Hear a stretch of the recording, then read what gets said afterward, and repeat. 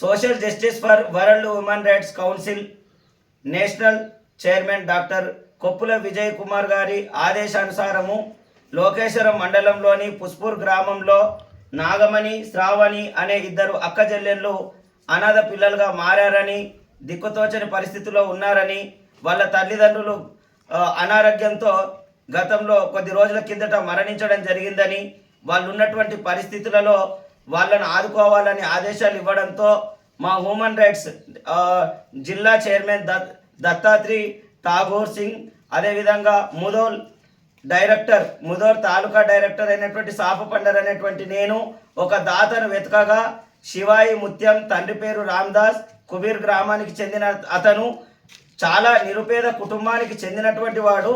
ఆయననే బతకడానికి దుబాయ్ వెళ్ళిండు. అక్కడి నుంచి సార్ వీళ్ళకి ఇచ్చిరండి అని చెప్పి దాతగా 5,000 రూపాయలు ఇక్కడికి పంపడం జరిగింది. మరి ఈ 5,000 రూపాయలతో తీసుకోండమ్మా.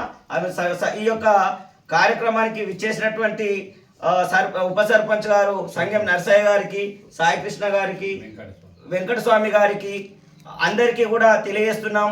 ఇది ఇంతే కాకుండా మా హ్యూమన్ రైట్స్ తరఫున మరింత ఈ అమ్మాయిలకు చేతను ఇవ్వడానికి ముందుకొస్తామని, ఇంకా ముందుకు వేరే వాళ్ళని తీసుకొస్తామని తెలియజేసుకుంటున్నాము.